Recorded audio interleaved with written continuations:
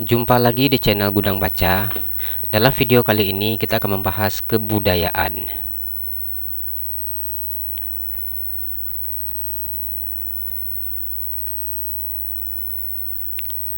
Arti kebudayaan. Banyak sekali definisi-definisi para ahli yang mengemukakan definisi kebudayaan. Namun dalam pembahasan kali ini kita hanya mengutip daripada dua pendapat ahli, yaitu yang pertama adalah pendapat daripada 3 orang ahli dalam satu buku, yaitu C. Whistler, C. Kluckhohn, A. David, dan A. Hobel, yang mana mereka mengatakan bahwasanya kebudayaan merupakan segala tindakan harus dibiasakan dengan belajar. Kemudian yang kedua adalah pendapat daripada ahli E.B. Taylor. E.B. Taylor pada tahun 1871 menyatakan bahwa kebudayaan merupakan kompleks yang mencakup pengetahuan, kepercayaan, kesenian, moral, hukum dan adat istiadat serta kemampuan-kemampuan yang lainnya, serta kebiasaan-kebiasaan yang didapatkan oleh manusia sebagai anggota masyarakat. Dengan kata lain, kebudayaan mencakup semua yang didapatkan atau yang dipelajari oleh manusia sebagai anggota masyarakat. Kebudayaan terdiri dari segala sesuatu yang dipelajari dari pola-pola perilaku yang normatif. Artinya, mencakup segala cara-cara atau pola-pola pikir, merasakan, dan bertindak.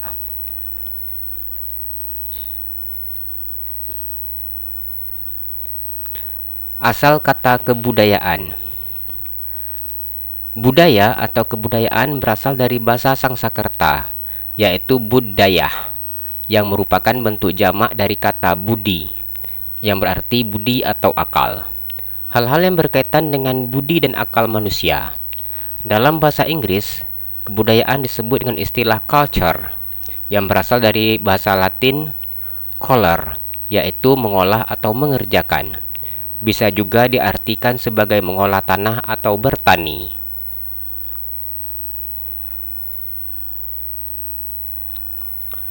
Potensi budaya.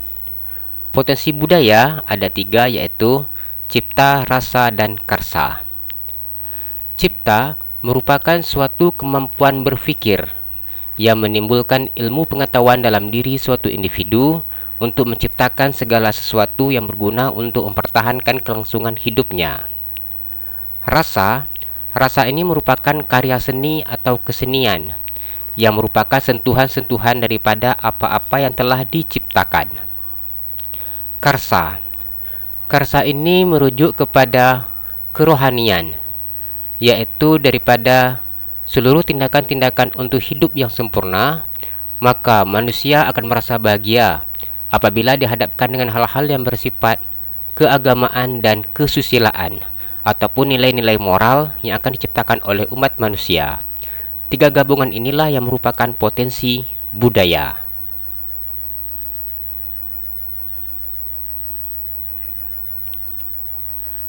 Wujud budaya. Wujud budaya dalam kehidupan ini ada 3, yaitu ideas, activities, dan artifak. Ideas ini merupakan gagasan. Oleh karena itulah yang namanya gagasan, maka ia bersifat abstrak dan hanya ada dalam alam pikiran tiap-tiap manusia pendukung budaya itu sendiri, sehingga ideas ini tidak dapat dilihat maupun diraba. Wujud budaya dalam bentuk sistem gagasan ini biasa juga disebut dengan istilah sistem nilai budaya. Activities atau perilaku, yaitu berpola menurut ide atau gagasan yang ada. Wujud perilaku ini bersifat konkret dan dapat dilihat serta didokumentasikan. Contoh, petani yang sedang bekerja di sawah, orang yang sedang menari. Semua itu merupakan perilaku-perilaku kebudayaan. Yang ketiga adalah artifak. Artifak ini merupakan benda hasil budaya. Karena ia bersifat kebendaan, maka ia bersifat konkret, dapat diraba, dilihat. Kebudayaan dalam wujud konkret ini disebut dengan nama kebudayaan fisik. Contohnya, kita semua bisa melihat hasil budaya piramid yang ada di Mesir, tembok besar Cina yang ada di Cina, menhir yang banyak terdapat di Indonesia, alat-alat rumah tangga yang kita gunakan dalam kehidupan sehari-hari.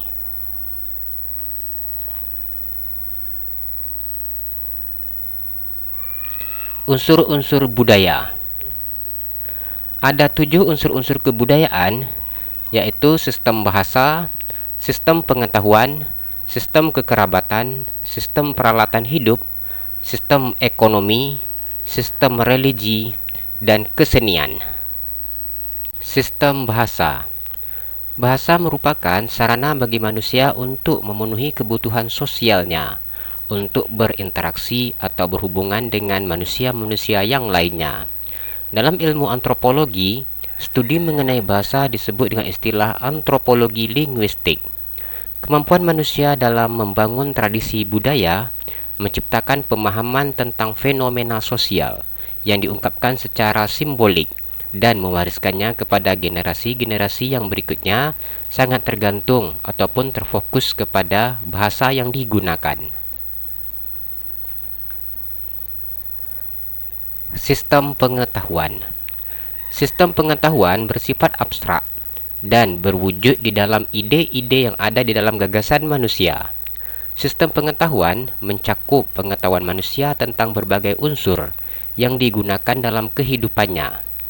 Masyarakat pedesaan yang hidup dari bertani akan memiliki sistem kalender pertanian tradisional yang sering disebut dengan istilah sistem pranata mangsa, yang sejak dahulu kala telah digunakan oleh nenek moyang kita untuk menjalankan aktivitas pertaniannya. Melalui sistem ini, para petani akan mengetahui kapan saat mulai mengolah tanah, saat menanam, dan saat memanen hasil pertaniannya, karena semua aktivitasnya didasarkan kepada siklus pariwisata alam tersebut. Berbeda dengan masyarakat-masyarakat yang tinggal di daerah pesisir pantai, yang bekerja sebagai nelayan, menggantungkan hidupnya dari hasil laut, sehingga mereka harus mengetahui kondisi laut untuk mengetahui ataupun menentukan saat yang tepat atau baik untuk menangkap ikan yang ada di laut. Pengetahuan tentang kondisi laut tersebut diperoleh melalui tanda-tanda atau lelak gugus bintang di langit. Sistem kekerabatan dan organisasi sosial.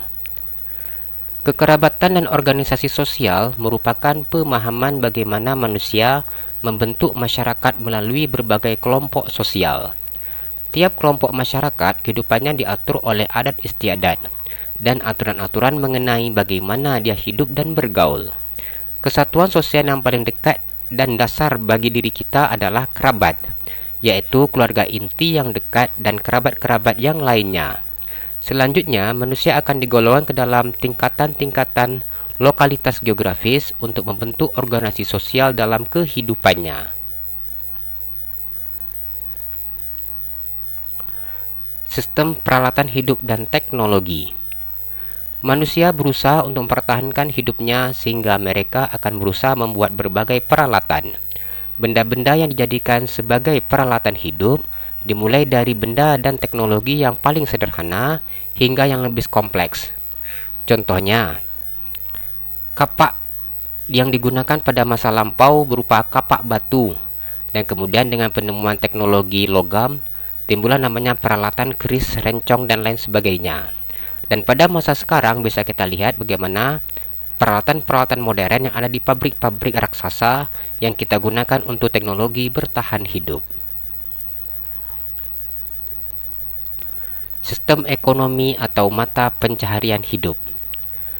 Mata pencaharian suatu masyarakat menjadi fokus kajian penting bagi ilmu etnografi. Penelitian etnografi mengenai sistem mata pencaharian mengkaji bagaimana cara mata pencaharian suatu kelompok masyarakat atau sistem perekonomian mereka untuk mencukupi kebutuhan hidupnya. Sistem religi. Fungsi religi atau agama dalam masyarakat berawal dari adanya kepercayaan kepada suatu kekuatan gaib atau supranatural yang dianggap memiliki kedudukan yang lebih tinggi daripada manusia, dan manusia melakukan berbagai cara untuk berkomunikasi dan mencari hubungan-hubungan dengan kekuatan-kekuatan supranatural tersebut.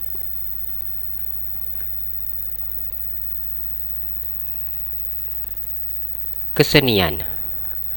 Aktivitas kesenian suatu masyarakat tradisional berisi mengenai benda-benda atau artefak yang membuat unsur-unsur seni, seperti patung, ukiran, hiasan, dan lain sebagainya. Unsur seni pada kebudayaan manusia lebih mengarah kepada teknik-teknik dan proses-proses pembuatan benda seni tersebut. Berdasarkan jenisnya, seni rupa terdiri atas seni patung, seni relief, seni ukir, seni lukis, dan seni rias. Seni musik terdiri atas seni vokal dan instrumental, sedangkan seni sastra terdiri atas prosa dan puisi.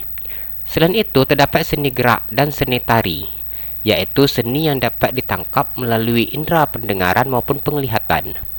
Jenis seni tradisional adalah wayang, ketoprak, tari ludruk, dan lenong, termasuk juga tarian zapin untuk daerah Riau. Sedangkan seni modern yang berkembang pada masa sekarang adalah film, lagu, koreografi, dan juga seni-seni yang lainnya.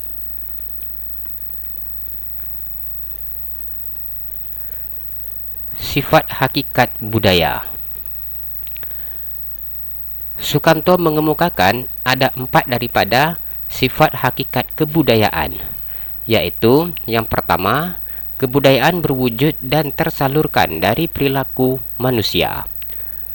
Yang kedua, kebudayaan telah ada terlebih dahulu daripada lahirnya suatu generasi tertentu dan tidak akan mati dengan habisnya usia generasi yang bersangkutan.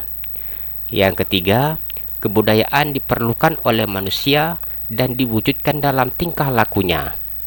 Yang keempat, kebudayaan mencakup aturan-aturan yang berisikan kewajiban-kewajiban tindakan yang diterima dan ditolak, tindakan-tindakan yang dilarang, dan tindakan-tindakan yang diizinkan. Proses pembudayaan. Proses pembudayaan ini adalah bagaimana proses kita melestarikan kebudayaan untuk generasi kita yang akan datang, sehingga kebudayaan itu tidak hilang ataupun tidak hancur. Namun dalam prosesnya nanti, budaya ini bisa saja bergeser atau berganti atau berubah, tergantung daripada proses yang dilakukan oleh suatu kelompok masyarakat itu sendiri. Proses pembudayaan ini ada 6, yaitu internalisasi, sosialisasi, enkulturasi, difusi, akulturasi, dan yang terakhir adalah asimilasi. Internalisasi. Internalisasi merupakan proses panjang sejak seorang individu dilahirkan sampai ia hampir meninggal dunia, di mana dia belajar menanamkan dalam kepribadiannya segala perasaan, hasrat, nafsu, serta emosi yang diperlukan sepanjang hidupnya. Dari hari ke hari dalam kehidupannya, bertambahlah pengalaman seorang manusia mengenai bermacam-macam perasaan yang baru. Sosialisasi. Sosialisasi adalah merupakan suatu proses seorang individu dari kecil hingga tua belajar pola-pola tindakan dalam interaksi dengan individu yang lainnya yang menduduki beraneka macam peranan sosial yang mungkin ada dalam kehidupan sehari-hari. Proses sosialisasi yang terjadi berbeda-beda antara individu yang satu dengan individu yang lainnya, antara golongan yang satu dengan golongan yang lainnya. Bahkan juga proses sosialisasi ini terjadi dalam suatu suku bangsa. Enkulturasi. Seorang individu mempelajari dan menyesuaikan pikiran serta sikap dengan adat istiadat, sistem norma, dan peraturan-peraturan hidup yang berlaku. Sejak kecil, proses ini sudah mulai tertanam dalam pikiran warga suatu masyarakat, dimulai dari lingkungan keluarganya, kemudian lingkungan sekitarnya. Seorang individu akan belajar meniru berbagai macam tindakan. Dengan berkali-kali peniruan tersebut, maka tindakan tersebut menjadi pola yang mantap dan norma yang mengatur tindakannya yang telah membudaya. Difusi. Difusi kebudayaan merupakan proses penyebaran unsur kebudayaan dari satu individu ke individu yang lainnya dan dari satu masyarakat ke masyarakat yang lainnya. Penyebaran dari individu ke masyarakat lainnya dalam batas suatu masyarakat disebut dengan difusi intramasyarakat, sedangkan penyebaran dari masyarakat ke masyarakat disebut dengan difusi intermasyarakat. Difusi mengandung 3 proses yang berbeda yang dapat dibedakan, yaitu 1. Proses penyajian unsur baru kepada suatu masyarakat. 2. Penerimaan unsur baru. Yang ketiga, proses integrasi. Akulturasi. Akulturasi merupakan akibat jika kelompok manusia yang mempunyai kebudayaan yang berbeda bertemu dan mengadakan kontak secara langsung dan terus-menerus, sehingga menimbulkan perubahan dalam pola kebudayaan dari satu kelompok atau kedua kelompok tersebut mengalami perubahan.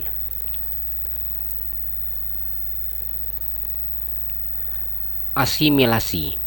Asimilasi merupakan suatu proses sosial yang ditandai semakin berkurangnya perbedaan antara individu-individu dan antara kelompok-kelompok, dan makin eratnya persatuan aksi, sikap, dan proses mental yang berhubungan dengan kepentingan dan tujuan yang sama.